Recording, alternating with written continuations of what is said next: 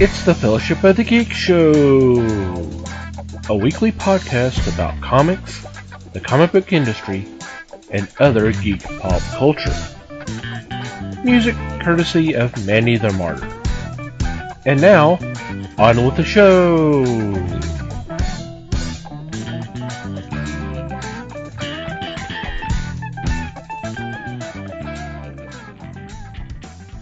Hey there, everybody. It's the Fellowship of the Geeks podcast. My name is Thomas Chick, and joining me for this episode is Mike Marlowe. Hey, gang. And Liz Newman. Hello, everybody. Les, unfortunately, could not be with us this week. He is out having fun. Not that he would not be having fun with us, but he'll be back with it. He'll be back with us next week. So we'll just give him an extra dose of running him over with the bus, that kind of thing. He's wearing his roving reporter hat right now, so there you go. We'll pester him next week about what that's all about. That's what he claimed. Well, yeah. Yeah. We're taking him at face value at this time. So if he comes back and says, "I've got nothing for you," we'll know. We'll know he wasn't doing maybe quite exactly what he said he was. So, how are you doing? Okay. Liz, how are you doing? She's puppy muting. Yeah, I know. Okay. I'm doing great. Yeah, kind of has her hands full, but she's doing great. Sounds like it, yeah. I hope everybody out there is doing okay. So what's been going on in your corner of the galaxy? Well, Liz better get her puppy thing down in a big old hurry, because I kind of got a big bag of nothing this week. I have spent a lot of this week stressing about hating being a homeowner. Just random crap has been coming up, and I hate this thing. But, so life is... I hesitate to say biting me in the butt, because that seems a little strong, because there's nothing it's just little stuff. I mean, like landscaping stuff and ceiling fans doing strange things stuff, and just I just want to go get an apartment. Grr. Yeah, it does suck. Usually it doesn't suck for me till the end of the year when we have to pay all of our taxes. Well, that's not great either, yeah. Right. That's like icing on the shit cake. I don't mean to go on to a rant. Oh, Lord. But I'm sorry, everybody. we have a Facebook page for our town. And it was made by a private citizen, which I don't agree with, because the mayor and our council people and everything else will post on this site. Well, they've gotten into this habit of backstory. They're putting a skate park behind my house.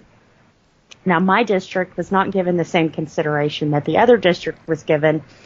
And my thing is, okay, people, I've watched somebody get shot in my park. And when you take a walk, there's needles and condoms everywhere, Now, do we want to be dropping a bunch of teenagers on skateboards in an area that's already, you know what I'm saying? Right. It's skateboarding. Well, they're going to be falling on their asses.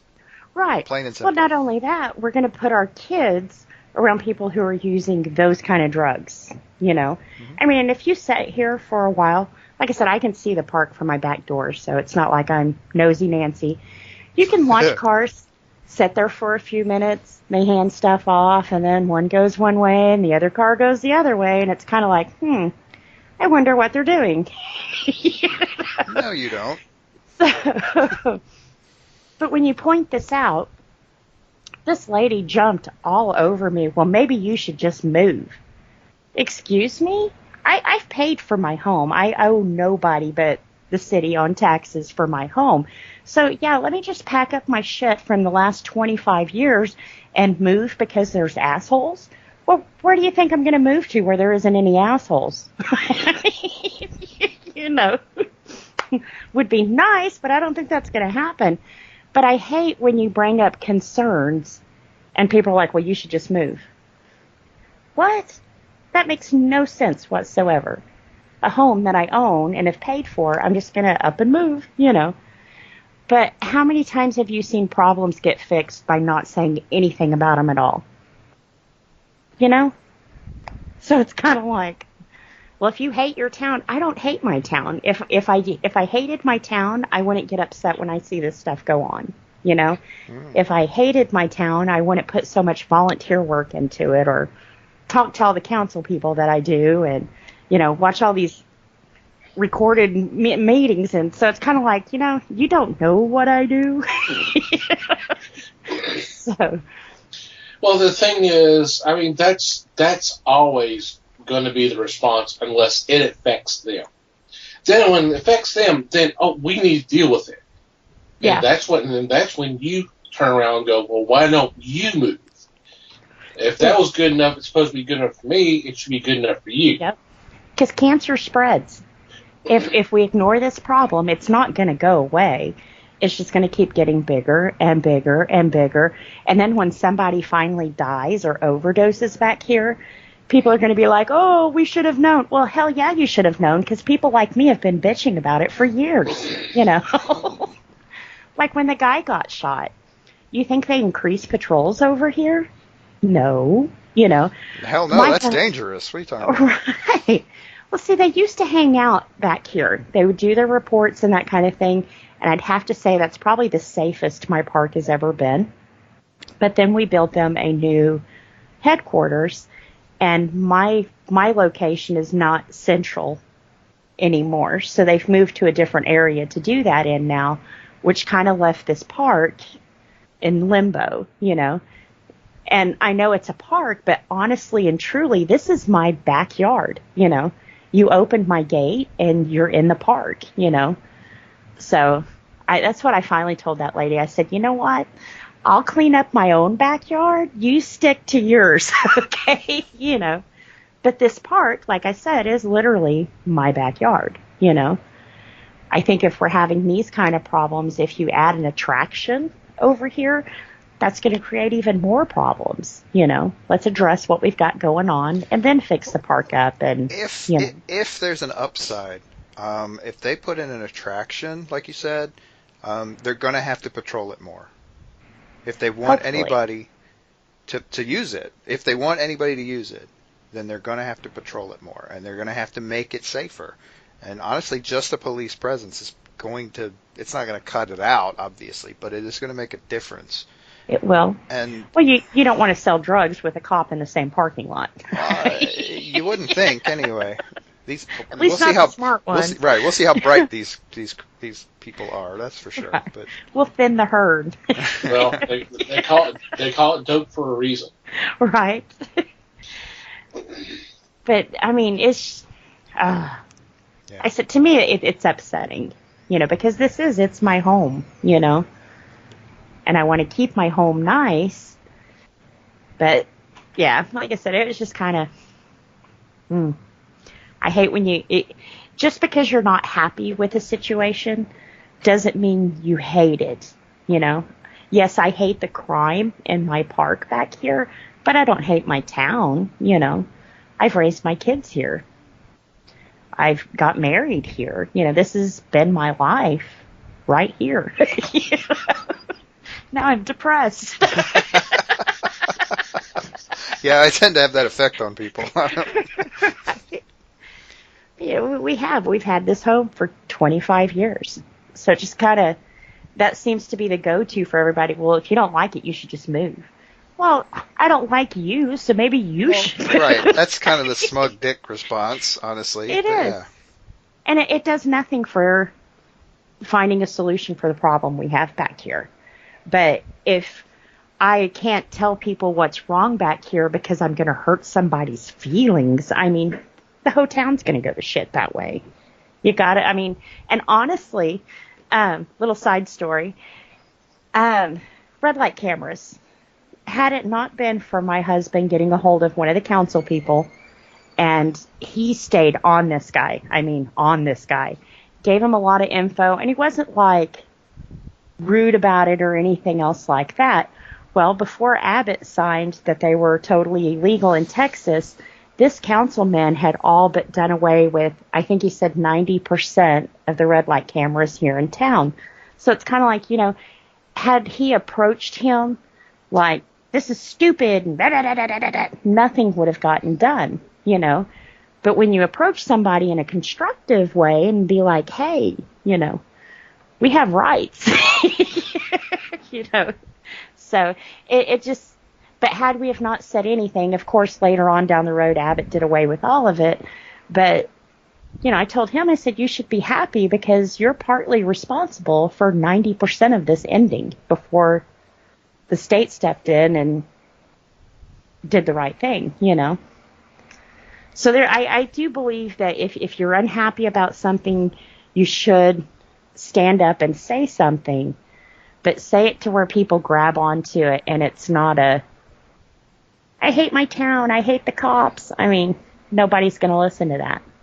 Why do you hate your town? You know, right. Why do you Who think cares? the cops are working harder? You know, If you can't explain it, then nobody should care. right. Plain and simple. But things aren't going to change if people don't know, you know? Right. So, It's just empty bitching. right. Like I just did for the last 15 minutes. Has it been that long already? Well, that's awesome. Well, now it's time for our 15 minutes with Liz. Even more. Which is weird when I say. After the wonderful interview we had last week, that was awesome. The book was amazing. I hope you guys went out and got it. I didn't do a lot of reading this week. I kind of did the lazy thing, and Hulu has this great thing where if you've watched all of a series, it's like, you know, you might like this. So I found a show called Dead Like Me. Probably came out about 10, 13 years ago. Yeah. You know, Yeah. it was pretty good. I was kind of sad there was only 2 seasons of it, but it was enough that I could, you know, watch it here and there and finish it pretty easily. So yeah, I've been a TV addict. You know, Peppa Pig and Grim Reapers. Dang. Well, see, and Phil was gone for the week, too. He was off cosplaying Sons of Anarchy, so.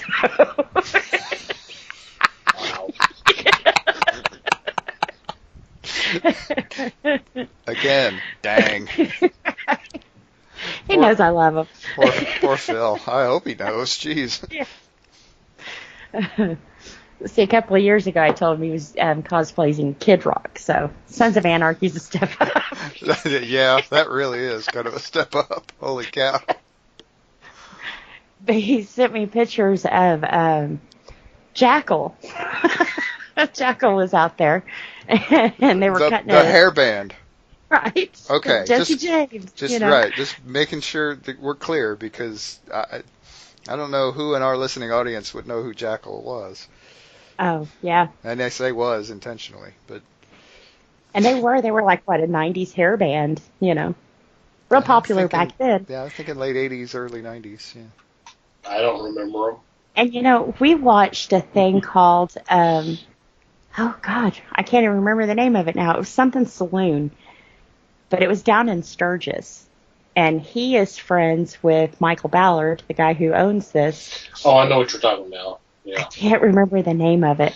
But that kind of kept Jackal in the forefront, at least in the biker community, you know. So, unfortunately, the saloon a couple of years ago burnt down. Oh, no. Yeah. And I think they've kind of been branching out into different, you know, little biker conventions and stuff. So it's kind of interesting to see them down this way. Well, that's cool. Yeah, I remember what you're talking about. I can't remember the name of it. Full Throttle. Full Throttle. There you go. Yep. Yeah, I forgot that was the band because one of the co-owners was a member, right? Uh-huh. Him Yeah. and Michael own. Which is kind of neat because it was like a show. We used to watch like Biker Build Off where they'd build motorcycles and stuff. And it just happened to come on after something we were watching. And we've never been fortunate enough to make it down to Sturgis. So it was kind of cool seeing what goes on. And, you know, like I said, Phil was raised with Harleys. So it's always been a big part over here. I wish it was Harley Quinn instead of Harley Davidson. Oh, and speaking of Harley Quinn, did you guys see the new, I don't know if it's going to be a book or a series that Black Label's going to put out on her. It's called Harleen. Yeah, I saw something about it. Yeah. I don't know if I'm excited or like, oh my God.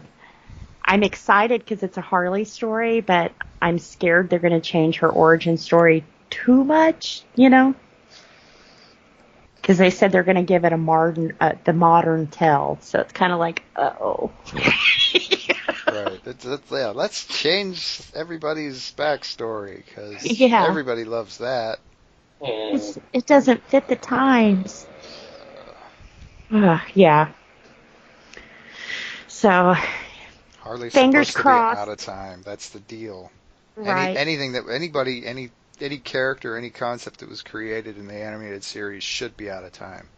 That was a series out of time. That was the whole idea. Yeah. And it worked beautifully, and they need to quit screwing with it. Yep. Get off my lawn. Well, and when people latched onto her from that, the first thing they made sure to do was slap down an origin story for her, you know. Mm-hmm.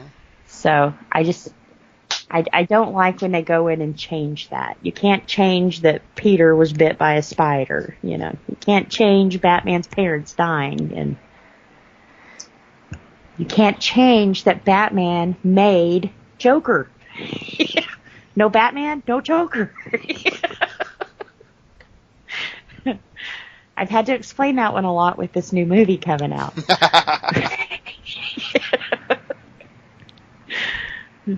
Which is another origin story I think they're going to totally screw up. I think you said it best, Mikey, when you said that the Joker should not have an origin story. That's part of his mystery and his intrigue, and Right. You know. It doesn't make sense to make the Joker make sense. no, That's the deal. He's supposed to be chaos. yeah, Chaos. I mean, putting a backstory on that simply adds order, which doesn't make sense. which is kind of what people complained about with Rob Zombie's Halloween. He gave us Michael Myers' backstory and made it in such a way that we kind of sympathized with Michael. I mean, when he finally killed his sister, it was like, yes. Right, which is honestly, if you think about it, is a very Rob Zombie thing to do. Yeah. Let's Sure. make the serial killer the the sympathetic character. It sounds just like him, but he didn't need to do it with Halloween. Right. I mean, you want to create a sympathetic serial killer, go for it. Yeah. Don't do that Which to is- Michael Myers. Which is the same thing I said about Joker. It would have been awesome if this is going to be a story about a psychopathic killer clown, other than it. I mean, we've got that story, but when you slap Joker and DC on it, it's kind of like, no. Right. It's not the Joker. It comes with baggage. And my main question, how do you tell a Joker story without Batman? You know, if Batman's going to be in the story, they would have been all over the place who it was and how much people hate it. And, you know, so how do you make him without Batman? I think that's a damn good question, honestly. Mm-hmm. I don't know. So, I don't know why you would want to. You wouldn't. Because that's part of the whole love-hate relationship. Superman gets on to Batman because you won't kill this jerk, you know, and he's kind of like, I can't. I made him, you know. It's almost like you telling a parent they have to kill their child. Well, I'm responsible for him. I made him, you know. And in Batman's mind, would he be like this had I not totally screwed his life up like this, you know? So. We could debate that one, but yeah. Yeah. Just We'll put it on just the the list. concept of not killing the Joker is Yeah. honestly, we could probably do an episode on that. Yeah. So pencil that one down, Thomas. It would be interesting. Yeah. Now that I've taken my time and Les's time too. What have And, you been up to? and mine, honestly, yeah, but that's beside the point. Sorry. No, I didn't have anything anyway, so it's cool. I didn't really either.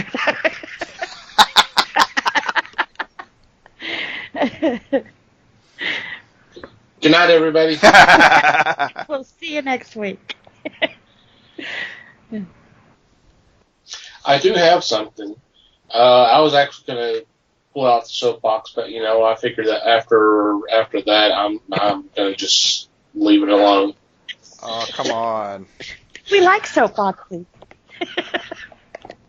It'll be for another day, another time. I actually picked up a couple books. Yeah, I'm glad you approved. I was to say, Lacey approves. I had picked up from Checker Publishing. It's Star Trek: The Key Collection, Volume 5, and this is from the Gold Key run back in the late 60s and early 70s. I believe it was early 70s, but definitely late 60s. And I've got Volume 1, but I did not realize there was that many volumes, so I'm gonna have to go back and get 2 through 4, obviously. But the thing that I find is, having read the first volume a while back, it was obviously done at a time that they were not fully aware of everything about the show. Because the artists and the creators obviously had some information and had some production skills and stuff, so they can do to actors' likenesses to a certain degree and stuff like that. But, fans of the original series will remember that Kirk wore a green tunic from time to time. Usually it was either ceremonial or just kind of an offshoot. In the first several issues, and it may continue into Volume 2, there were no gold. If I remember correctly, there were no gold uniforms. There was no gold tops. They were green. So you had green, red, and blue. And the other thing is that any pictures, any illustrations of the Enterprise kind of warping, there was actually kind of bursts of energies coming from the nacelle, almost like a thruster, kind of like a thruster. And I was like, okay, that's kind of weird, but okay, because obviously they didn't know. But this has been kind of interesting so far. I haven't got too far into it. And the other one I picked up is Batman: The War Years, and this has some material that's written by Roy Thomas. And of course, if it's anything doing War Years and Roy Thomas, that's the right person to be doing it, because, oh my God, he wrote the Invaders for Marvel all those years back, and then Justice Society and All-Star Squadron and Infinity. So he knows how to handle. He knows his characters from the 40s, and this is just a compilation of stories that were printed from 1939 to 1945, with some additional information that was provided by Roy Thomas, and it really looks cool. I have not had a chance to read that. I'm still reading the Star Trek book, but that's been pretty much it with me, other than live things. So that's pretty cool. I wouldn't mind taking a look at that Star Trek thing. Yeah. Mm-hmm. I mean, the art's really good for the most part. I mean, you can look at the characters and you can see that who they're doing, who it is. But yeah, Some very interesting stories. Cool. Ooh. Alrighty, before we get into this week's discussion, I want to point out that our next meet and gab has been posted on the website. And if you're not familiar, it's www.thefellowshipofthegeeks.net, and click on the events tab. And as I said, it's been posted. It's for July 13th. So that's a Saturday at 7 p.m. So if you are in the Dallas-Fort Worth area and would be interested in meeting us and discussing all things geek, whether it's comics, movies, television, whatever, we would love to talk to you. We always have a good time.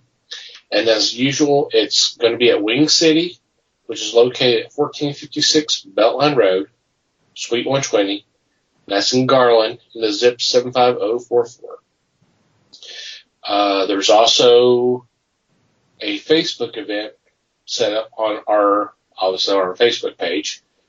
But so if you're following us there, you probably already seen posting. But if you're not following us, by all means, follow us. And if you're interested in coming to the event, by all means, RSVP, and we'd love to have you. It's always a blast. It's always fun to talk to you about stuff that's going on. And so if I know Mike, Les, and Liz always has a good time too. So we do. We do. So by all means, come join us. It's always the second Saturday of the month, unless something's going on. But like I said, next one will be June 13th at 7 p.m. July 13th. July 13th, I'm sorry. Getting mixed up here. So by all means, come join us. For this week's discussion, Mike had asked me about it prior to the show, and I said, well, I'll say it's going to say something.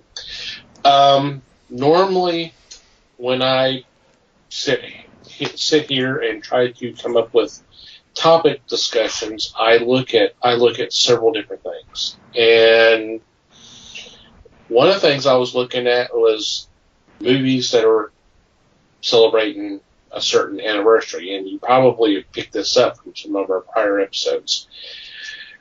So I happened to look at 1984.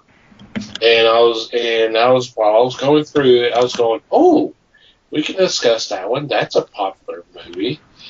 And then, oh, well, there's that one too. And then, oh, there's that one too. And so basically, in a nutshell, we are going to be discussing the summer movies of 1984 because there's too many of them to just go, well, we'll discuss these, but not those. So,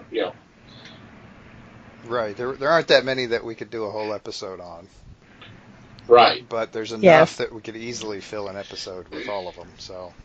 So we are discussing the summer movies of 1984. Because there's quite a few of them that are worth just talking about. Yeah.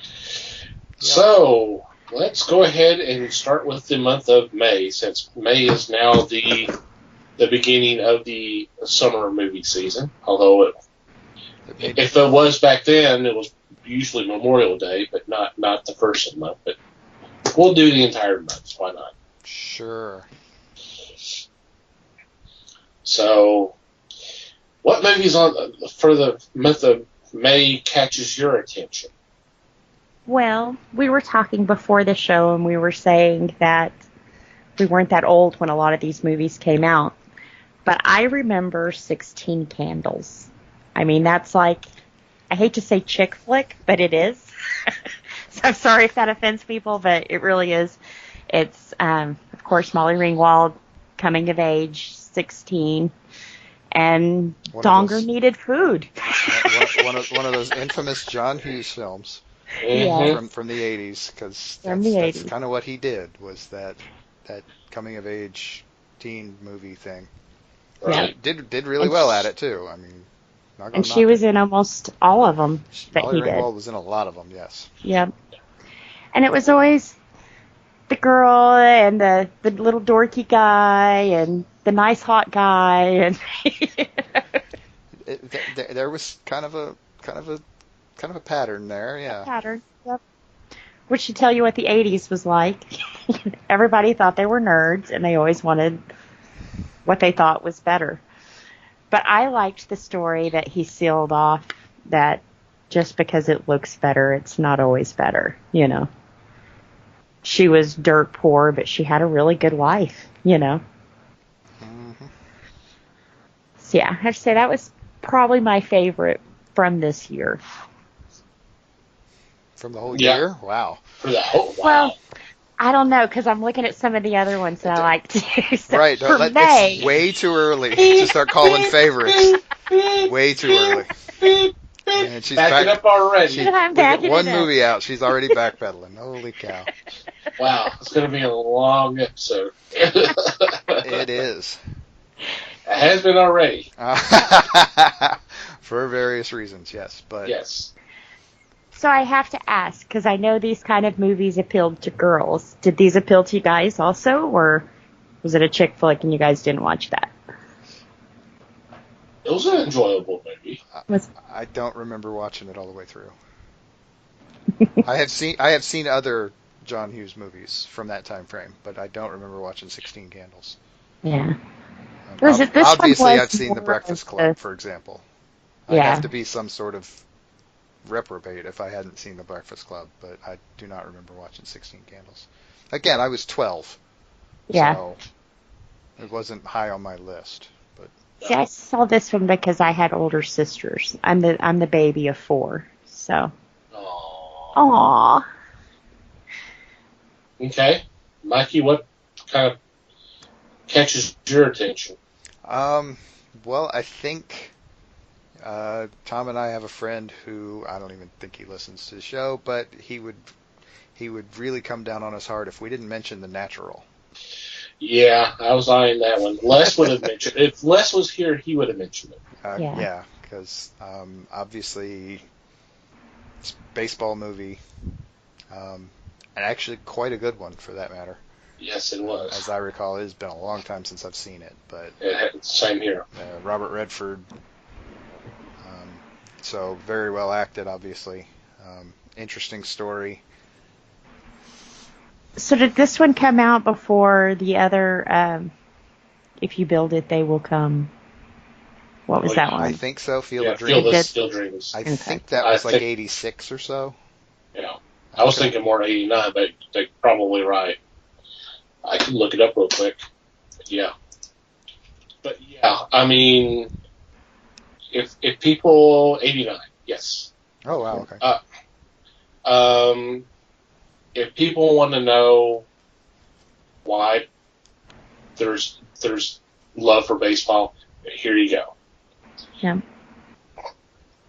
I mean, just even the music just hits it right. It's just yeah. Yeah, it's a really well crafted movie, for sure. So much the music. It's funny because it became part of. I don't know if any other stadiums did it, but here in the Dallas Fort Worth area, we obviously have the Texas Rangers, and when someone would hit a home run, obviously the home team, the Rangers would hit a home run, they would play the music from The Natural. Mm-hmm. For a long time now. For a long time, they did it. Yeah. Huh. Yep. That's cool. Yep. So it obviously hit a nerve with a certain crowd. Mm-hmm. Okay. You got one?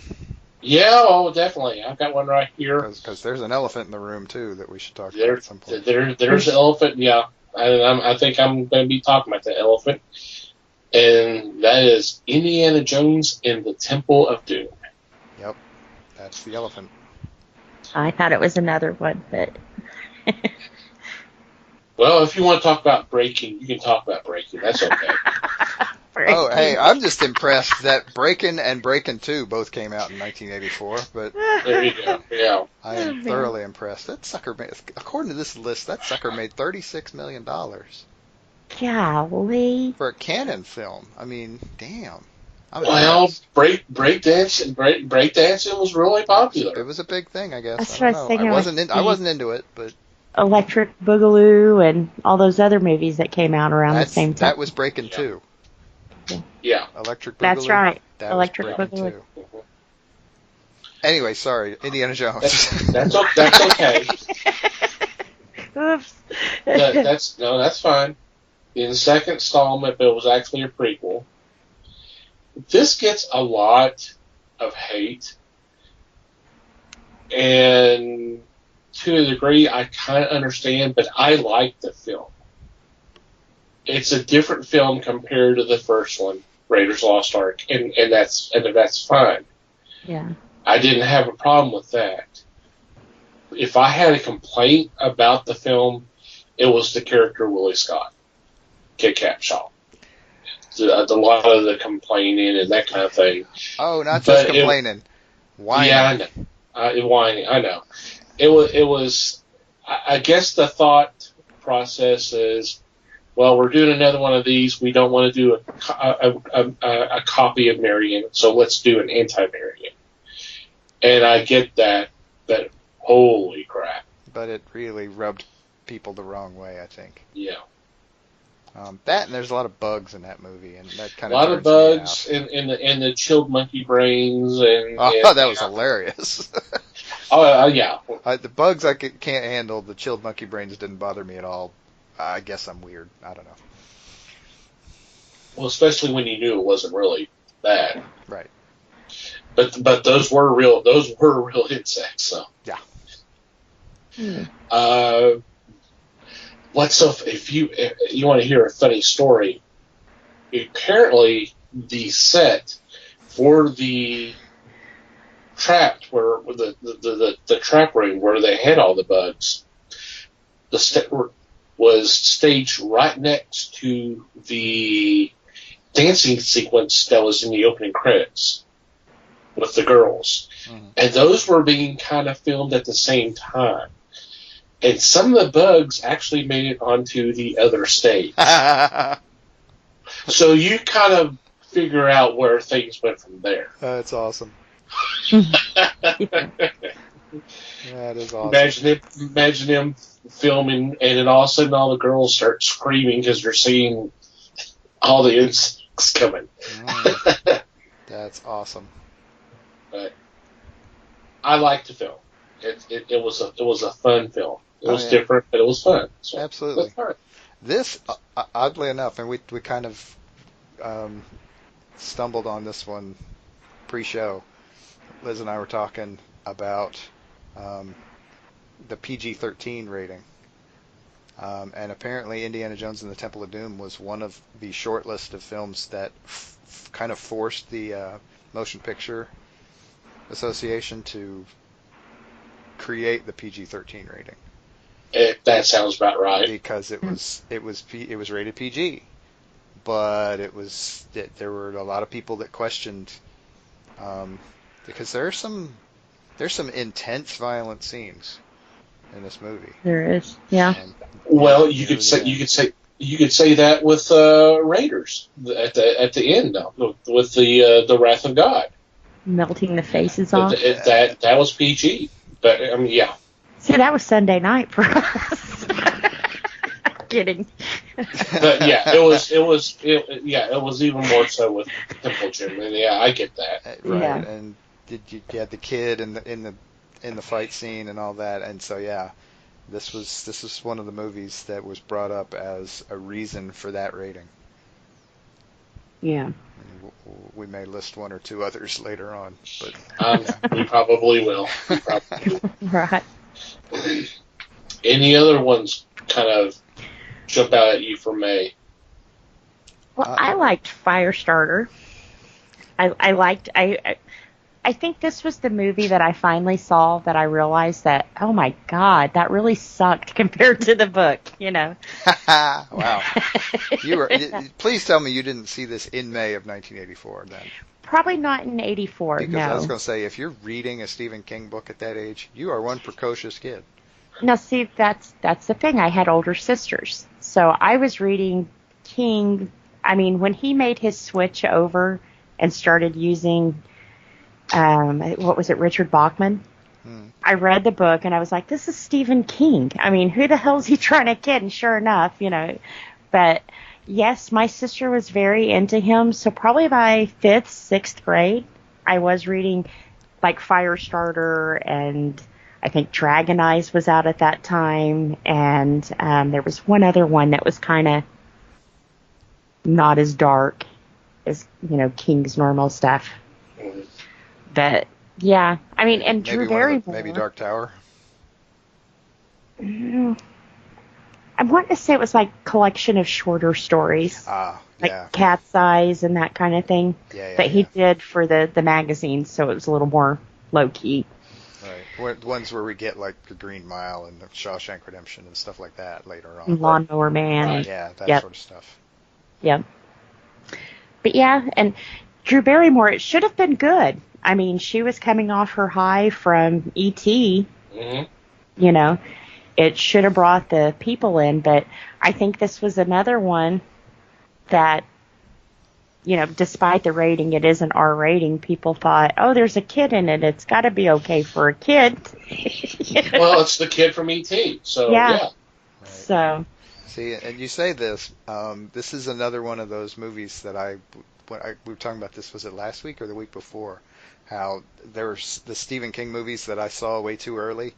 This is another one of them.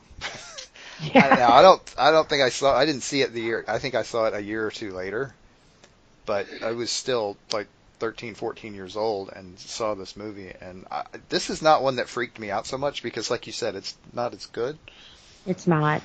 There's still some really weird concepts in there that kind of, I think, sparked kind of my weirdness factor a little bit.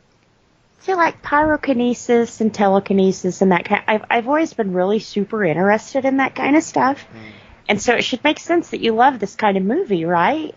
But it was just. But it still has to be a good movie, right? That's the trick.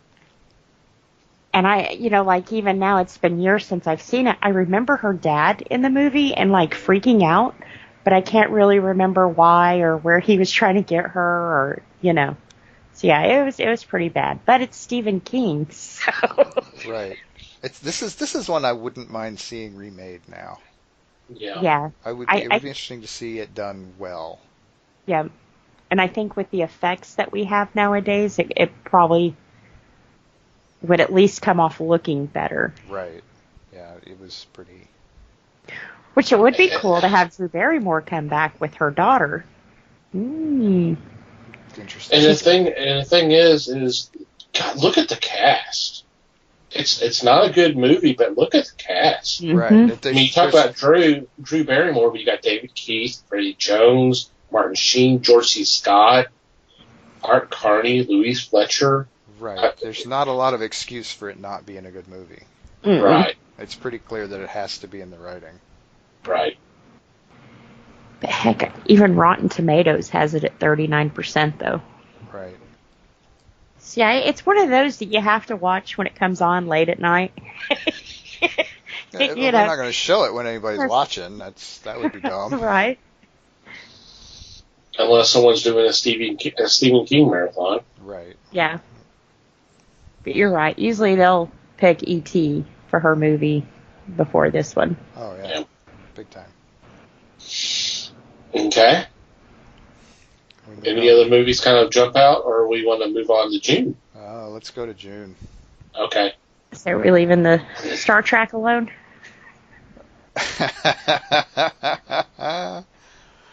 We should at least mention it in passing. Yeah. Star Trek 3, The Search for Spock.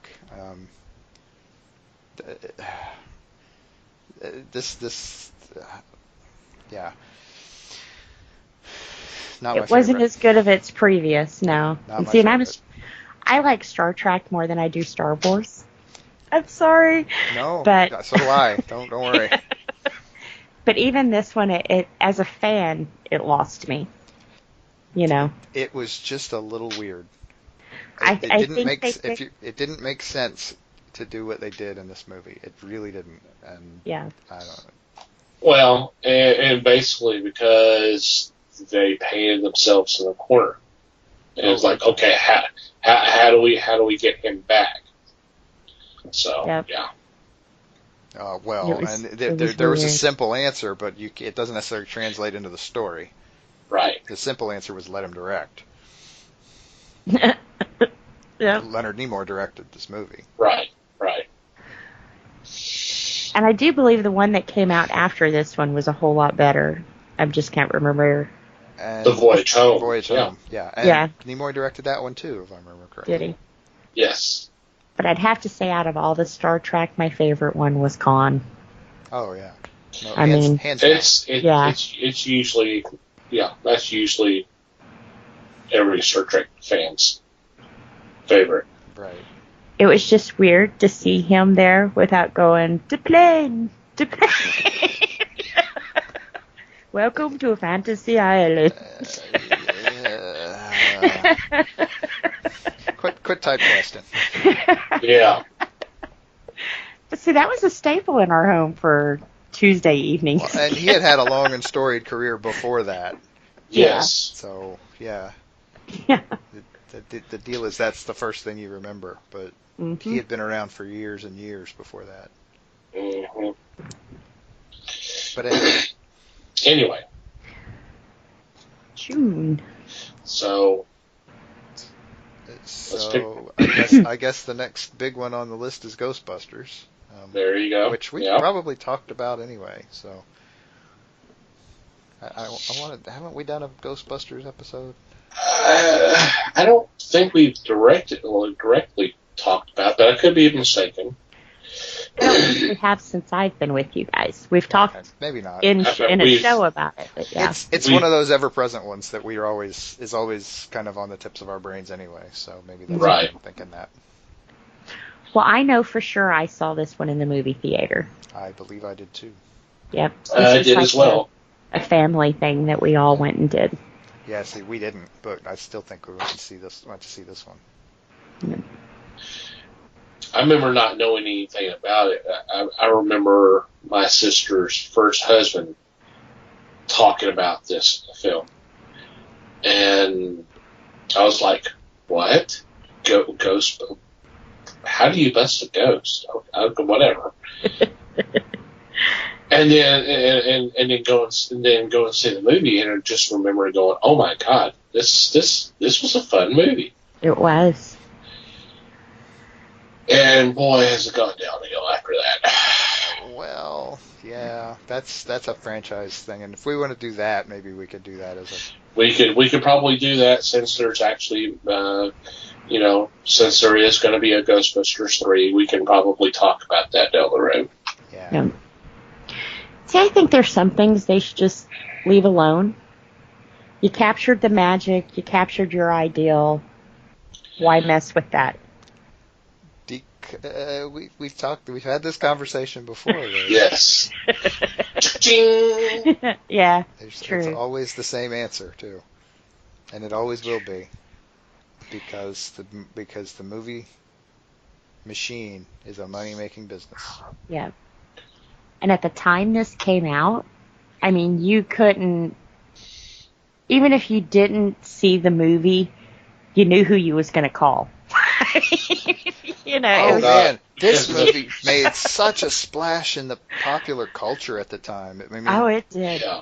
I mean, Big movies, time. even big movies didn't. I mean, honestly, Indiana Jones made more money Yeah. than Ghostbusters, but Ghostbusters hit that nerve somehow, and it just It was everywhere. it moved beyond the screen into the culture, and it just became that kind of movie.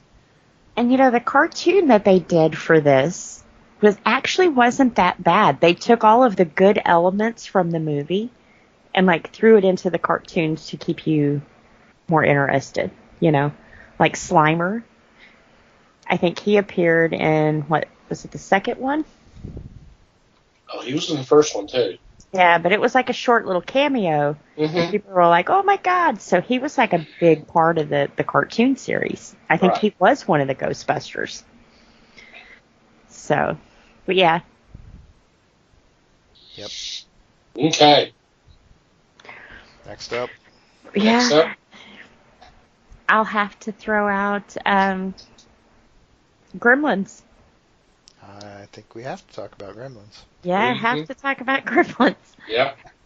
That was another one that I do believe I saw in the movie theater. And it wasn't quite what I was expecting. Because the movie posters and stuff, they played up this really cute little furry gizmo. And then what they launched into is kind of like, oh my God. Well, that was the point. Yeah. That was the deal, yeah. That was, yeah. But even the sequels, I know that some of it was kind of cheesy, but I liked the sequels of this too. I liked the Gremlins, In fact, Gremlins is a Christmas film. It is. Yeah. It is also a Dick Miller film. Yes. Like great Dick Miller. Mm-hmm. Yeah. But yeah, this movie is as close as you're going to get to horror and not get labeled horror. I think as anything out there. I mean, so Definitely. When I really liked Phoebe Cates at the time too. Was this after Fast Times at Ridgemont High? Of course, at that age, I had not seen that, so that was something I saw later in life. I'm not sure. It's after. It's after Fast 82. Times. It's 82. So yeah, it's after. So yeah, she was already popular. Yeah. Mm-hmm. I said I enjoyed this one, but unlike Ghostbusters, I did not like the cartoon they did with this one. Wait, there was a cartoon? There was a cartoon. Okay. I don't think it lasted long, but there was a cartoon. Okay. I think I remember hearing about it. I don't remember watching it. I didn't see the movie until later either, though. Like I said, I didn't see a whole lot of new movies in first run. Yeah. But I'm gonna have to look into that. This was when we got cable. We were really early on the cable thing, and that would have been we probably would have had it at this time. As soon as it hit cable, I remember seeing it. See, back in the 80s, we had drive-thrus, or drive-in theaters. We had drive-thrus as well, but that was... we had drive-thrus. The drive-ins. But I think that's how I saw a lot of these. And my parents were usually hoping that they would play, like, Gremlins before Porky's, because by that time the kids are asleep, they're in the back of the car, and, the adults can watch the adult film. Yeah, most of them. We're, like, peeking out from underneath the covers. First time I saw Exorcist, scarred for life, yeah. Yes, I was not supposed to see that movie. I still think at the age I am, I'm still not Exorcist. Oh, okay. Yeah, especially without somebody explaining to me what was going on. Most of the people watching that movie did not know what was going on anyway. I mean, in your family that might have been different. Right. So, my upbringing, so, when we're looking at this, it was kind of like, holy shit. Yep, they're right. I'm not going to be able to sleep tonight. Yep. But watch it out of the crack of the door. And, of course, when I'm done watching, my sister goes over there and gives me the play-by-play. Her head is spinning around. Pea green soup. Pea green soup. Wow. But anyways, Gremlins. Gremlins, yeah. Yeah, I think we did Gremlins. Yeah, we did Gremlins. Conan the back. Destroyer. This was the second Destroyer. one, right? This Yep. is the second one. Mm-hmm. Yep. See, I liked those two. I'm not sure. I don't remember seeing the second one. The first one I saw. Or maybe I saw them both and my brain has mishmashed them into one movie. I don't know. The second one had Grace Jones and Wilt Chamberlain and all that. Does that help? Yeah, I think it confirms that I've mishmashed the two together in my head. Okay. So I probably have seen it. I don't remember not liking Destroyer as much as I did Barbarian, but I did like it. It just seemed a little different. I'm not sure. I can't put my finger on it. Well, it's probably been a while since you've seen either of them, so Yeah, it has. Yeah. it wasn't necessarily one you go back to a lot. Right. But if we're talking about movies you're going to go back to a lot, or they have gone back to a lot, The Karate Kid came out in June of '84. Yeah. Yep. Another very popular movie. Especially at that time. hmm June was a good month. There's a ton of stuff, man. Yeah. Yeah. Wax on, wax off. Yeah. And I don't like the remake of that one. Nothing against Will Smith's kid, but I just didn't like that one. Unpopular opinion, I wasn't that thrilled about the original, to be honest. I mean, it was all right.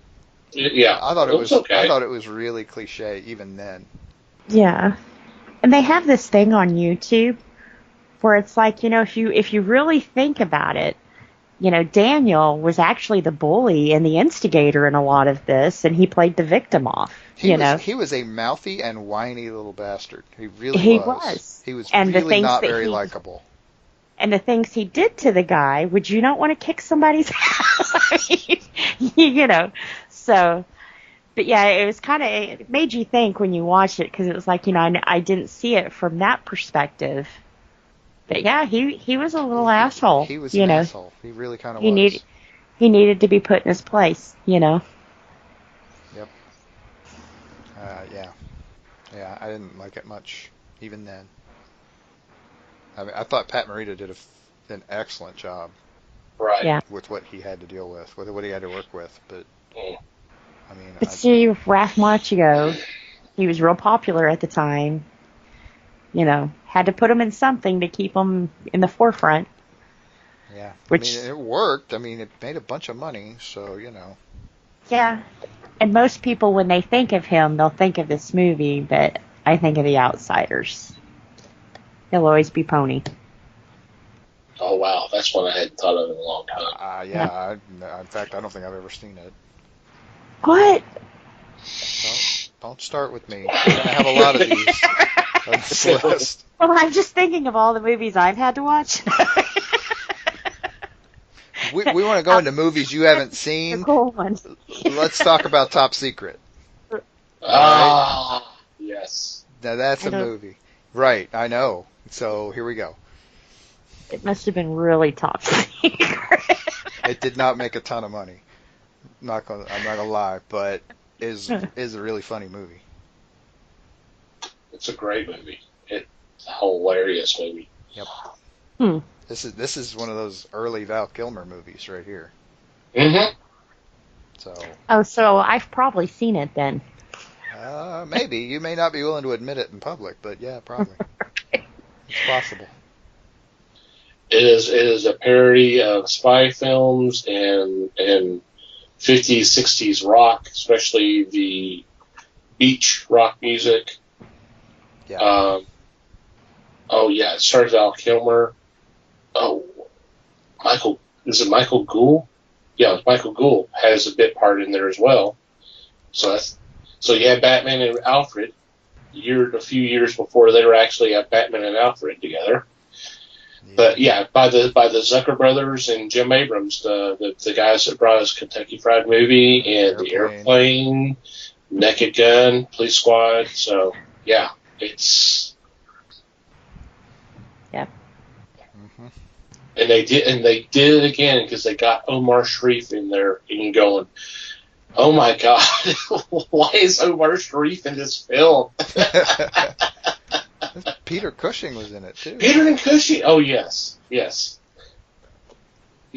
Speaking that incredible language, which was actually being played backwards. Yes. Mhm. Yep. It's a fun movie.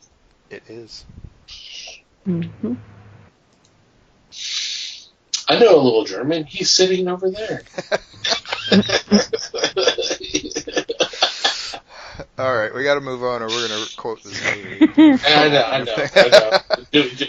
Do we want to go ahead and move on to July? Or is there a couple more films you want to talk about in June? Just the one. Okay. Bachelor Party. Okay. I thought you were going to say Muppets Take Manhattan. No, that's in July. We haven't gotten there yet. We're still in June here. Oh, that was June. This says July July 13th. July 13th. Oh. Muppets. Mine says June. We're supposed to have the same list. What are you talking about? I can pull that list. Oh, God. I'm Okay. showing June 27th, 1984. This list says July 13th. But Anyway. Bachelor Party. Anyways. One at a time here. This is yet another in a long line of raunchy sex comedy type movies. This one starring a young Tom Hanks, though. Mm-hmm.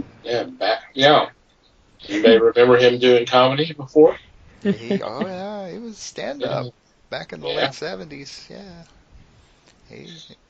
It's been a while since he's done that, but yeah. We might see him again in this list too, if I remember right. Probably. Yeah, he was very popular in the 80s. Oh yeah. He sure was. Mm-hmm. And Tawny Katane in this film too, as well. Uh-huh. Yeah, I don't think I saw this one when it came out. Oh, I know, me either. Not by a long shot. Mm. I saw a lot of I've seen weird it. movies, but this one came later. Yeah. I was probably in college before I saw this movie. Alrighty. Well, yeah, let's go ahead and move to July and go ahead, Liz. You already mentioned it. Go ahead. Oh, the Muppets Take Manhattan, Mm-hmm. right? Yeah. Yep. This was actually, their second movie? I think so. Yep.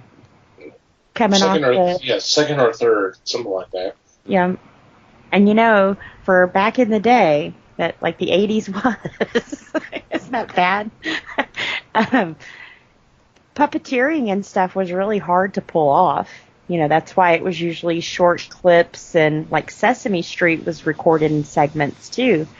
So for them to take and make a full-length movie, I mean, it just really shows the talent that he was able to pick. And once again, wasn't as good as their first one, but I think the first one was more memorable because that was the first time we had seen our characters on the big screen like that, Mm-hmm. So.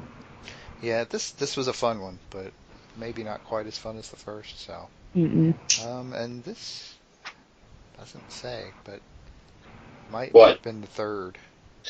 Was it Let the me see. third? I think I'm seeing the Great Muppet I was- Caper in 81. And I know the So, first yeah, one was 79. Yeah. So, yeah, I'm thinking this is the third. Yeah, it is the third in a series of live action. Yeah. So, yeah, so it was the Muppet movie, and then the And the Great Muppet Caper. Muppet Caper, and then Take This Manhattan. one, yeah. Cool. So maybe that's why it kind of lost its luster. It was the third. Maybe. Yeah. Who It's knows? possible. Hard to say. I have to watch it again to know that. But anyway. Right. All right. Another. We want to not stray too far from the raunchy comedy thing. Revenge of the Nerds comes out in July '84. Mm-hmm. Yes. This was kind of an important movie. Mm-hmm. Yep. I mean, how good a movie it is, I think, is probably arguable, but it's an important one. Yeah. It's an important addition to that raunchy comedy subgenre. Mm-hmm. Definitely not as good as the first, but it was all right. The first what? Yeah. I thought Revenge of the Nerds was the second. No, No, then this I liked this No, one then. Revenge of the Nerds 2 was the second one. Okay. All right. I was supposed to be saving this for less. Less ain't here. We got to take it out on somebody. Then yeah, I liked this one then. Although I have to say, I think a lot of the stereotypes that nerds had to deal with came from this movie. You know? Yeah, can't argue that. It suffered from stereotypitis. Yeah. It did not paint everybody in a great light. Mm-mm. It seemed to go out of its way to paint everybody in kind of a bad light, but Yeah. whatever. Then again, if you ask my opinion, Big Bang Theory did the same thing, so Right. 30 years later. But Well, it was kind of like Big Bang Theory was like these guys grown up. They got out of it was college. it was almost like a reboot Yeah. to an Yeah. extent. Yep. It's just modernized. Nerd gets the pretty girl. Yeah. Nerd wins, right? Yep. But they're still nerds, and so it just sort of. And there's this weird stereotypical concept of what a nerd is. Well, and writers- sometimes you feel like they're laughing at you instead of just trying to make a joke to laugh, you know? I just my take on it was always I didn't always see the humor in it. I didn't see why it was funny. Yeah. I mean, and we could probably go off on wild tangents with this, but I kind of don't want to give it any more Yeah. airtime than I think it deserves. So, Right. That's cool. and Revenge of the Nerds was an important movie. It made some money, so It did. it was popular. So Yep. Alrighty. I got to point out a favorite film of mine, although I kind of question why they call it a comedy. oh yeah, The Last Starfighter. it has a few funny moments. It but has, I well- don't really see it as a comedy either. It's more of an action movie. You know, this came up on my news feed the other day. I can't remember what they were talking about, but it was kind of one of those, oh wow, Disney didn't do that one. Yeah. I always thought it was a Disney movie. It kind of has that vibe. I can understand that. Yeah. And the thing is about this film, and I'm trying to remember. I think it's the writer Jonathan Bugle. He has the rights, and it came up within the last year or so that Steven Spielberg showed interest in trying to remake this, and Jonathan says no, there will never be a sequel. This will never be remade. Good for him. Yeah. We're just going to have this one film. Maybe that's what I was reading. It could have been. It's something it's popped up within the last several months. That Spielberg would love to do it, and the thing is that part of me was like, yeah, it'd be kind of cool, but I was like, but the whole thing kind of stemmed from a kid playing an arcade game, and that's kind of Dated. that. Yeah, that it can't really work now. I mean, unless you're playing a computer game. Yeah. Or Xbox game, but it kind of it's still kind of, I don't know. They would have to take some work to kind of modernize it, but let's not. Yeah. Right. It's just easier not to. Yeah. And I did not realize this until checking this out now. This was directed by Nick Castle. Nick Castle, who was in the original Halloween. He played Michael Myers, adult Michael Myers, and he was also in the 2018 version for a little bit too.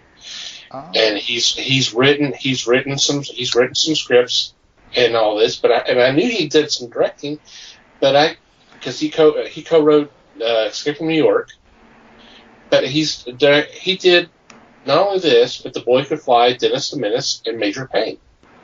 Oh wow. Choo choo. Interesting list. It's a very interesting list, yes. That's cool.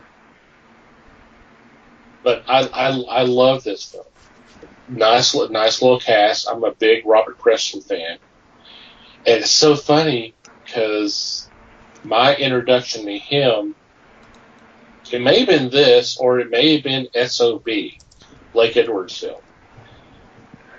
But this is the guy who was also in the Music Man. And so I just anything he's in, or even Victor Victoria, I just if he's in a movie, I'm going to watch him. It's a treat to watch him. And Daniel Hurley is also in this. God, it's such a long list. Probably best known as the old man in the RoboCop films, the head of OCP. He was the co-pilot, the gunner. So he was in the alien makeup. Oh, yeah. So, and of course, starting last guest, who was in Halloween 2. It was also in Jaws. I think it's Jaws: Revenge, the fourth one. So it's a nice little cast. It's a fun movie. It's a little dated, but it's a nice. Someone said it was kind of like similar to like the kind of the Arthur Excalibur, and I can kind of see that. Instead of pulling the sword out of the stone, he gets the high score on the arcade game, and so that shows that he is the one who helped save the Star League and save the universe. Yep. So, alrighty. Another cast choice here, and this one was Catherine Mary Stewart. Who Yep. was real popular at this time too. Oh yes. She's in several movies that we may mention. Oh god. Yeah. That's true. We got any more in July? I mean, did we mention Cheech and Chong? I was about to say, yeah. Can't leave Cheech and Chong out. The Corsican This was Brothers. another one that I watched that I wasn't supposed to watch when I watched it. Oh yeah, me too. I think my mom was actually watching it, and I kind of peeked in. So, definitely not as funny as their other stuff, but this one was still pretty good. It was definitely one of their movies. Yeah. For all of the pluses and minuses they're within. So my dad used to have like a man shed, and it had an old 8-track player, and that's how I listened to things like the Doobie Brothers and that kind of stuff. But he had Cheech and Chong doing some of their stand-up, and it was, of course I didn't even know what smoking was at the time or anything like that, but they were always just so funny, no matter what plane you're on. No doubt about it. Yeah, I would love to see them get back together. Although it might be hard because Cheech is a cop now. they're a little on the old side for this sort of thing. I mean, let's be realistic. Yeah. But like when he was on the 70s show, I loved his character. I mean, it was Chong, That's who he played. And that singing competition that I told you guys about when he was out there, and like his license plates was 420, and he's singing about Margaritaville and that kind of stuff. You should have known it was him, He spelled it all out. I think he even had an ice cream truck on the stage. So it was like, yeah, it's Chong. Wow. Yeah. So yeah, definitely funny stuff. All right. Any other films in July? Just because it appears to have made the most money of any movie released in July, we should probably mention Purple Rain. Yep. Yeah. Prince. Not quite sure how he got a movie made, but whatever. I guess by then he had a ton of money, so. Yeah. And didn't he also, this was the same time the album Purple Rain came out? Oh yeah, it was basically the soundtrack. Yeah. Right. A bit, yeah. Right. Then again, a story that I've heard that I think is just awesome.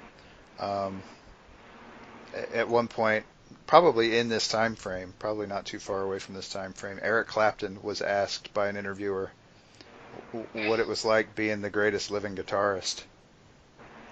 And Clapton looked the guy in the eye and said, "I don't know, ask Prince." Oh, wow. Yep. Jeez. Yeah. Yep. And honestly, I mean, it's sometimes hard to spot. It's hard to pick out in some of his songs in this time frame, especially because guitars were not real popular at this time. Dude could play, seriously. He could, yeah, definitely. He could play. If you question his ability to especially play lead, Mm-hmm. go on YouTube and do a search for "While My Guitar Gently Weeps" from the Rock and Roll Hall of Fame induction for George Harrison, because he does the guitar solo at the end, and he goes on for about a couple of minutes, and I mean, he is shredding. Wow. Dang. Yeah, I need to check that out. Well, he was what I'm glad people knew how good he was before he died. You know, it seems like when people die, they forget what awful people they were when they were alive. But I'm glad people understood the genius behind what he was. I mean, in 80s, he was one of the first people to actually take a public stand and say, love who you love. I mean, Lisa and Lisa, he pushed it forward and like, this is beautiful, and who gives a fuck if you guys don't like it? They're in love, you know? Which was amazing for the 80s. That you just didn't do that in the 80s, you know? Yep. So he wasn't always the most charismatic guy. He wasn't always the guy who said everything, said what people wanted to hear, and that sort of thing. But yeah, that it was a little awkward sometimes. But yeah, no doubt about the talent. For sure. Alrighty, do we want to go ahead and move on to August? Sure. August. Or do we want to talk about Best Defense with Eddie Murphy and Dudley Moore? I don't think nobody was talking about that back then, so I don't think we need to spend a whole lot of time on it. I know, I had to look at it because I was like, I like Dudley Moore, and then it was like, damn, Eddie Murphy too? Why don't I? But here's the thing, Eddie Murphy's in like maybe 2 minutes of the film. It's a Dudley Moore film, but it from all intents and purposes, I've heard it's horrible. It's got an Eddie Murphy drive-by in it, and that's about it. Yeah. That's funny. But of course they pushed it because of a certain movie that comes out later on in the year called Beverly Hills Cop. Where he really got his name. Oh yeah. Well, I mean, he was already kind of big because of Saturday Night Live, but then that movie made him a star. Plain and simple. That made him a star. Yep. All right, August. Let's see. Red Dawn. Which, flashback now, this was the first PG-13 rated movie. Yeah. I liked this one, and I liked the remake. I don't know, I guess at the time when it came out, it was kind of one of those things that was like, oh my God. It touched a little too close to your reality, and it made you think, what if this happens? You know, these kids were in school. You know, so I think I liked it in a sense because it made me go, oh my God, you know, this could happen. Yeah, there's a lot of that in the 80s. Yeah, there was. I had forgotten this was the first PG-13 film. I know we just talked about it earlier, but I didn't realize it had changed. You're talking 2 months later. We were talking about how Indiana Temple Doom probably should have been PG-13, and 2 months later we have a PG-13 film. Yeah, they got off their butts and started doing it immediately. Really. Yep. And I'm not gonna lie, I never saw this movie, which is weird. As hugely popular as it was, I guess I just was never interested. 'Cause isn't it a Tom Clancy story? No, I think you're thinking of The Hunt for Red October. Maybe I am. Yep. You're right. You're getting your Reds mixed up. And speaking of which, The Woman in Red is like the next week. Don't think I ever saw that one either, honestly. You don't. I saw The Woman in Red. Gene Wilder. Mm-hmm. Oh, Gene Wilder and Gilda Radner. Yeah. Unfortunately. And I think in between here and now, we missed The Neverending Story, which I will say is my absolute favorite movie that came out at this time. I don't know that we missed it. I'm not sure it was released in the summer. Yeah. It's saying July 20th is the release date. Be damned. Well, it ain't on this list. Yeah, it's not on this list. But, you know. But that one was amazing. And I think for me, you know what? Everything's amazing.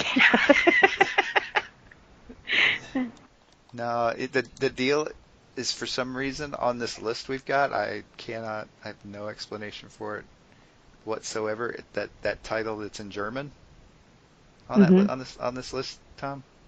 That's it. That's the Neverending Story. Oh wow! Why they list it by the German title, I have no idea. But there you go. Nice. All right. So it is there, but just in a different language. Good call, Liz. Yeah. All right. Little fact checking on our list here. Mm-hmm. No problem. All righty. But yeah. What are August films? August. August. Gosh, Chud. I mean, Chud.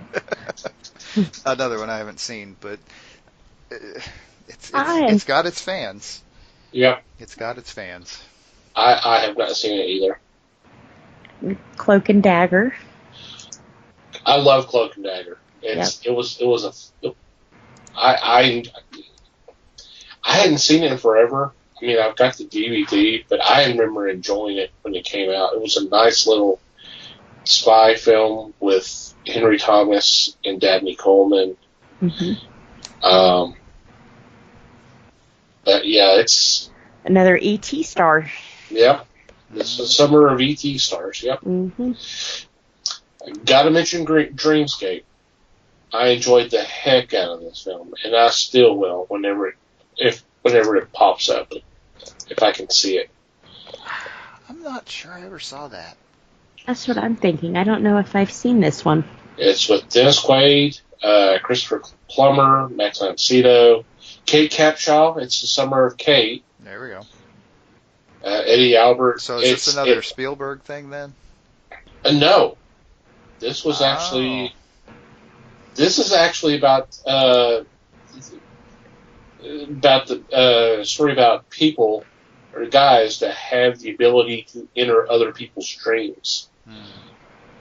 And in this case, the president, which was played by Eddie Albert, is having nightmares, and they were trying to resolve it, try to fix the thing, but they were also going to send an assassin in there to kill him in his sleep. But yeah, I enjoyed the heck out of that film. Cool. Any other films for in August? No. Not that stand out. Not even The Adventures of Buckaroo Banzai? Oh crap, did we not mention that? Not yet. God, Les will never let us live it down if we don't bring that one up. Yeah. That's one of his favorites, isn't it? I think so. Pretty sure. I've never watched it. Don't tell him I said that. Well, he doesn't listen to the podcast, so your Fair secret's enough. Yeah, my secret's totally safe. Mm-hmm. It's one of those movies that it's so, I hate to say it's so old, but honestly, my fear is that it's a product of the 80s, which means it would just make me nauseous to watch it at this point. Oh, that's true. You do have a problem with the 80s. Yeah, which is why this is. I kind of came into this topic with like, okay, let's see how many of these movies really were any good. And I've been pleasantly surprised so far. Several of them I've watched. I've been happier with the list than I thought I would be. Yay! Yeah, there actually were good movies that year. There were some good movies. There were some good movies that summer. Yep. Alrighty. We would love for y'all to comment about some of our picks, and if we didn't pick pick your favorite from the summer, hey, let us know which ones you want us to talk about, or just let us know. It'll be great. Right, because we did intentionally kind of limit ourselves to summer movies here. There were a Right. ton of other movies Yeah. that came out that year. Oh, God. Some of which are better than the ones we talked about, but Right. I mean, we could rattle off a list twice as long as we already have if we were going to do that. But since it's summer and we were focused on 84, it's the summer of 84. Yep. Mm-hmm. Enough said. And on that note, we are going to take a quick break and be back with our weekly picks.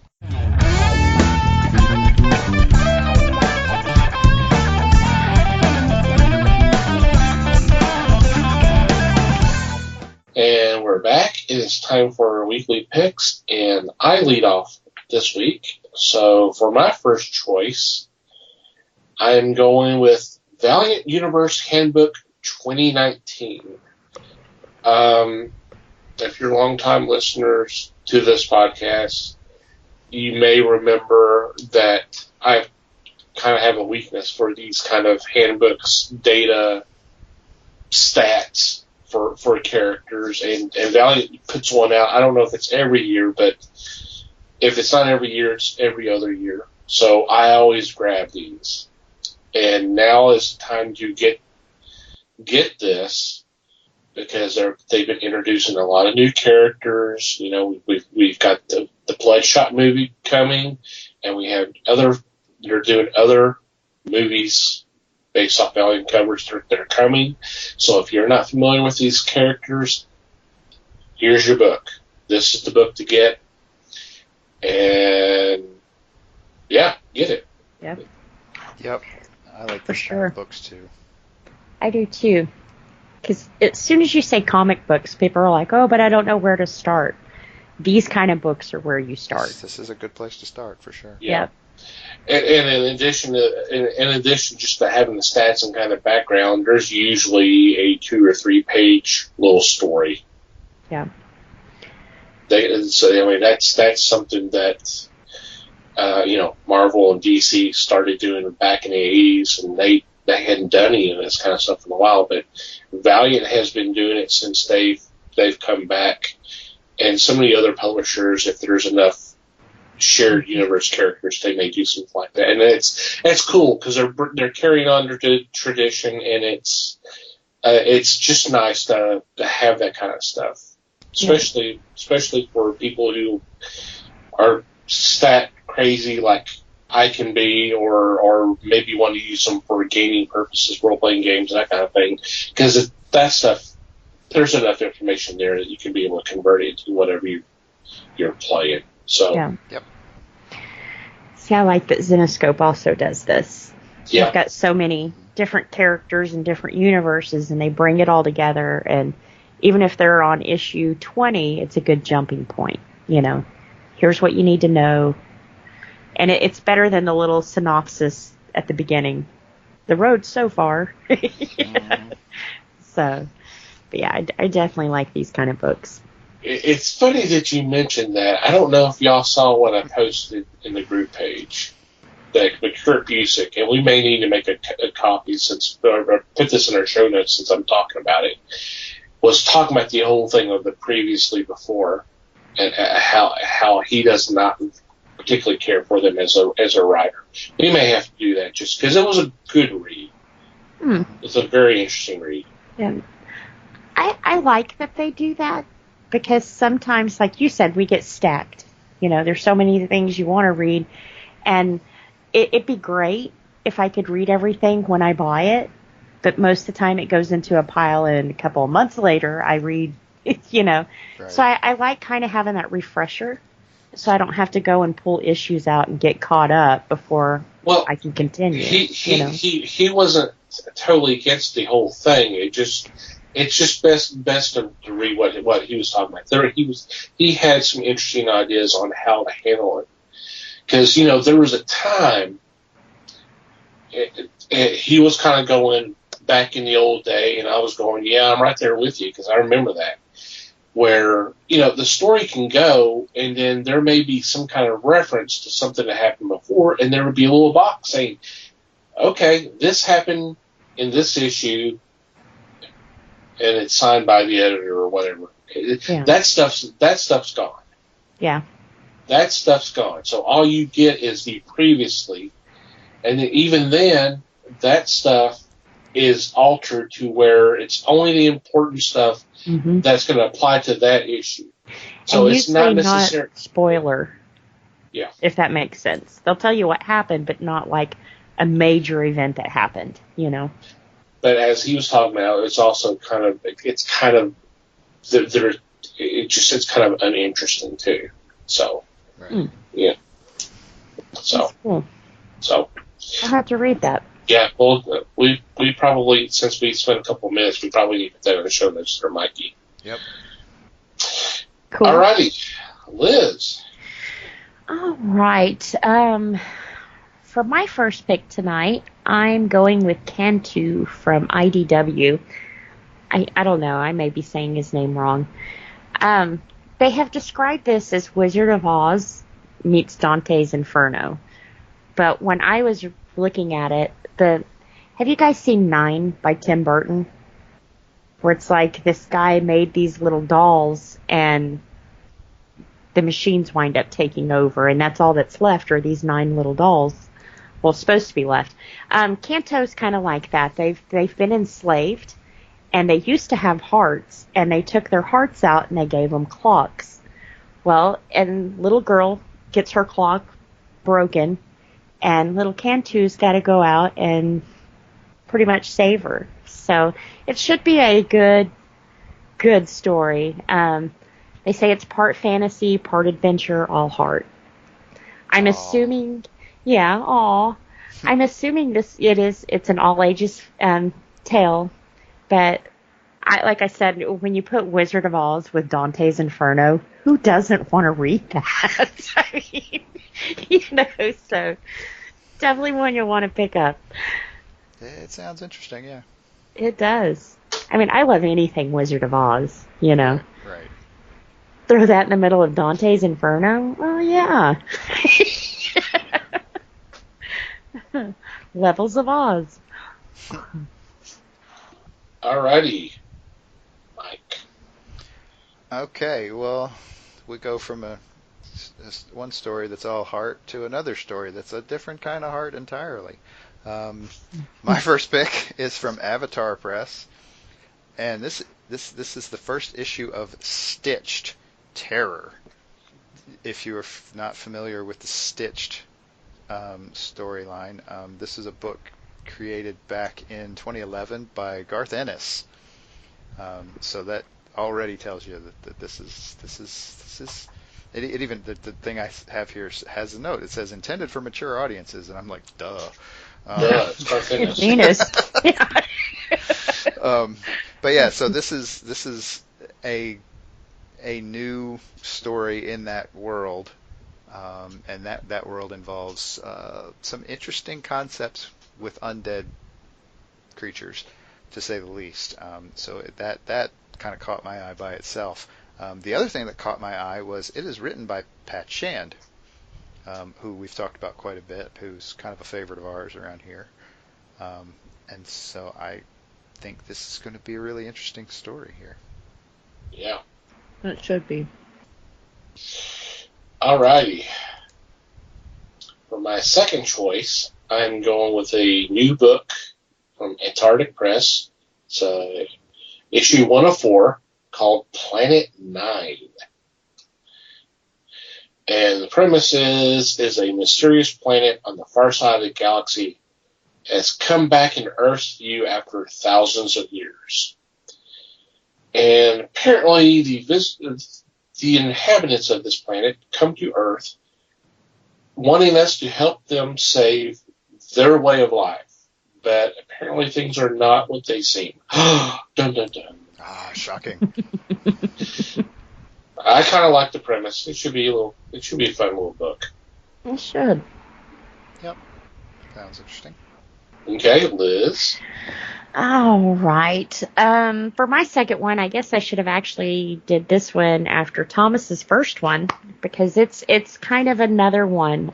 They're getting 3 stories, 3 pilot stories. So this is where the reader comes in. It's called Steel Cage. It's Ahoy's finest, they say. 3 stories. They're going to give you the beginnings. You guys get a vote which one goes on. So you're actually like holding somebody's future. But for a competition, it should be pretty interesting. You know, it's going to be the best of what they've got. So if that kind of thing, you know, I think it's interesting. They don't leave too much in our hands nowadays. After the whole Robin thing, you know. This, you know, I don't think I've ever seen this done. Have you guys? It's like a battle to the death. And I guess the winner gets their own story or series. It's an interesting take on the anthology, but Yeah. no, I don't know. I mean, there are probably books that have had voting on them other than Robin, because. Yeah. But I seem to remember Image several years ago doing something. I think they did it to where it was like, hey, you know, here's a book with just little snippets of all these stories, and you choose which one you think should have its own book. Or I seem to remember something similar along those premises, but that was a long time ago. I can't even tell you how long ago that was. But well, and Top Cow still does their talent competition. It's not like this. It's not like Right. a readers voting thing, but Top Cow still does their talent competition every year, too, which is, like I said, not exactly the same, but right. similar Yeah. idea. See, I'm curious too how they're going to do the voting. Because with the Robin thing, we found out that one person. Call Florida. I think they've got some voting machines available for sale. Mm. Well, I'm sure they'll direct them to a website. So. Yeah. Probably. Huh. Or a phone app. Yeah, or an app. Yeah, exactly. Probably. For $12 a call. Text us who you'd like to win. Now. Just because American Idol never called you back doesn't mean you got to be hostile. Jeez. Oh, I'm not bitter. Yeah, right. Okay. So, Mike, I believe you're next. It's my turn again. My second pick is from Marvel Comics, which is a little bit rare in and of itself. But this popped up, and I just had to throw it out here. I am picking the Not Brand Ech Complete Collection. This is, I mean, we've talked about this multiple times before. Mm-hmm. This is Marvel's attempt at poking fun at themselves, which, you know, you got to give them some credit for that. And I have not seen a whole lot of these. My understanding is that they're pretty darn good. And that they're all collected like this makes me really kind of want to go out and pick this thing up. So y'all do the same. And a lot of the art is done by the late Maurice Severin, who passed away here not too long ago. Right, within the last year. Yeah. A lot of this stuff I've never read. I've seen bits and pieces here and there, and Les talks fondly of it.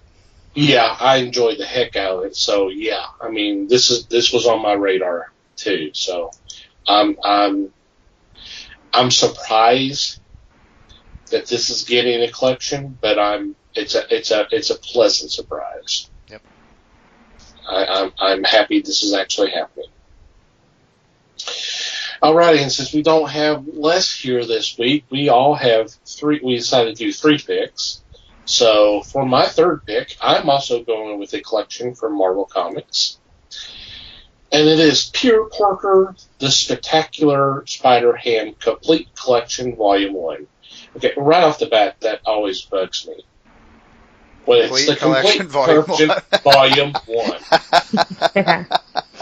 That always bugs me, because it's obviously not complete when it's with a Volume 1.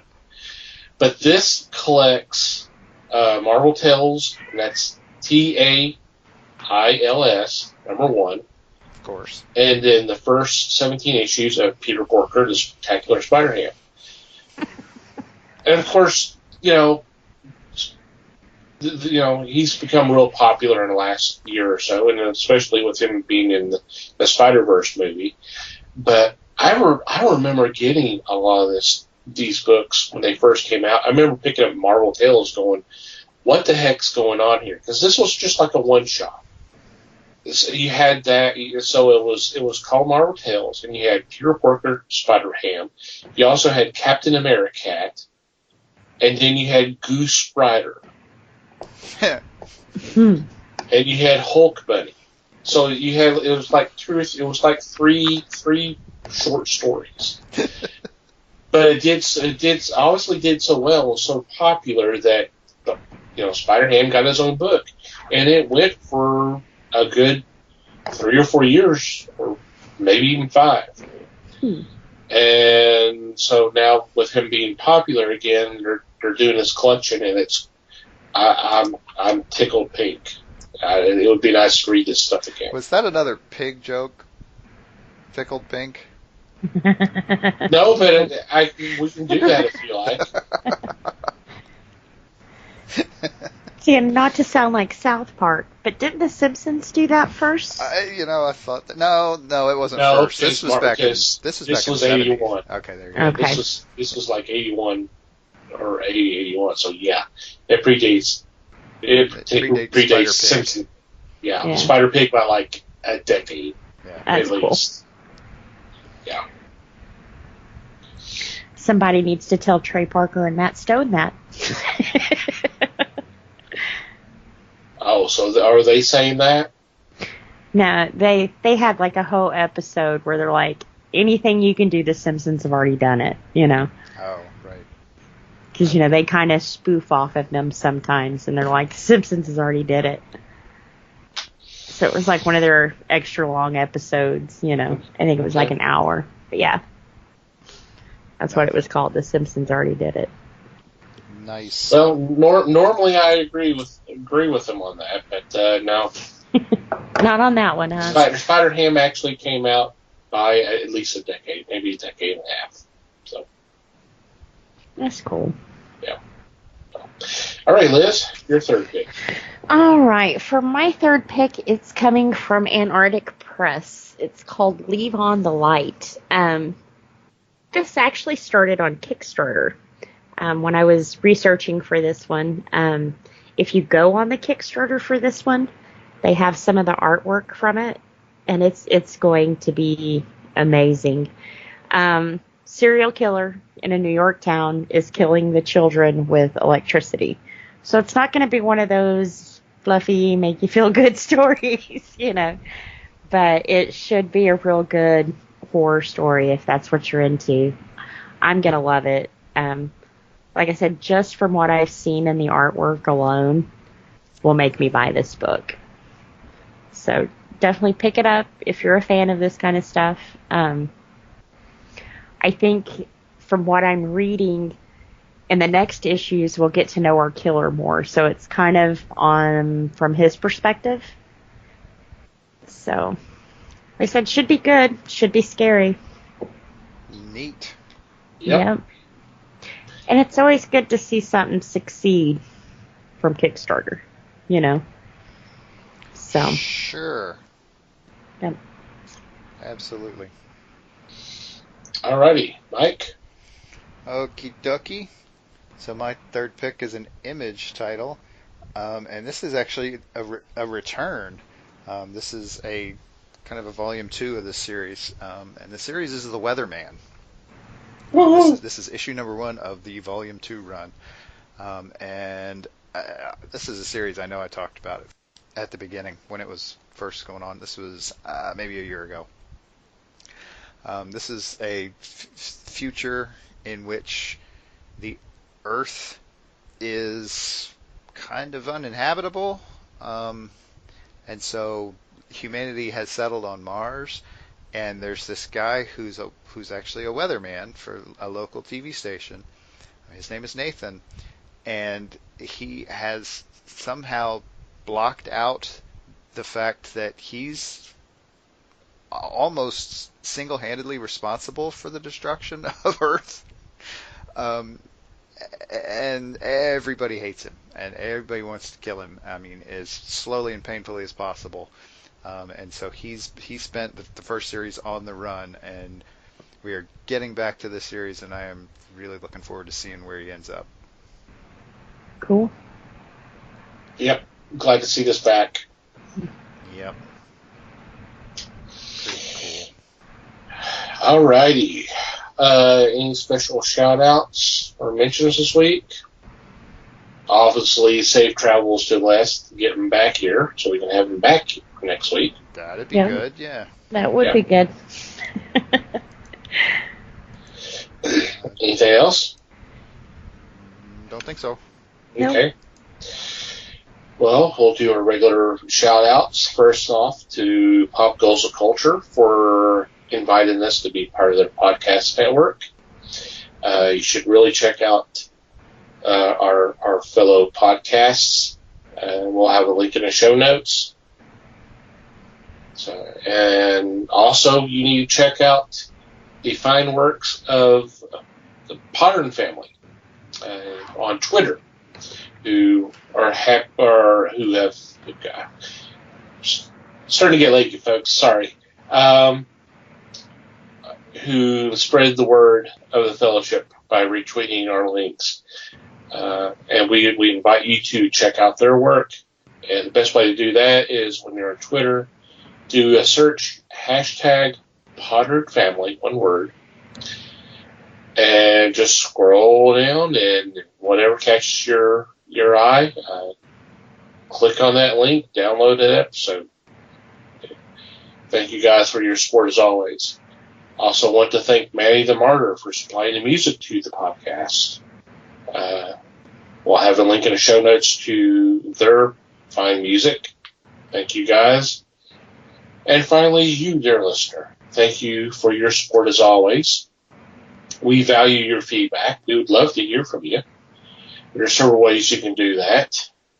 Email at thefellowshipofthegeeks.net is our email address, or you can go to the website and click on the About Us tab, and there's a contact form that you can fill out there. You can contact us through social media, and by all means, if you're not currently following us, please do. We're on Facebook, as I mentioned earlier in the show. Follow us there, and if interested in going to our meet and gab on July 13th, there's obviously the Facebook event set up. We're obviously on Twitter at Fellowship Geeks. Feel free to follow us there as well. If you'd like, you can follow our personal Twitter accounts. Mike can be found at Mikey Geek. Liz can be found at LN_Geek. And I can be found at TomTCGeek. And wherever you download our podcast, if you have a couple of minutes, a rate and review would be awesome. Thank you very, very much. Any final thoughts before we say goodbye? Just thanks, everybody. Thank you. Thank you for listening once again, everybody. Boy, it seems strange not having Les there. Thank you for listening, everybody. We appreciate your support as always. And until next time, geek on, my friends.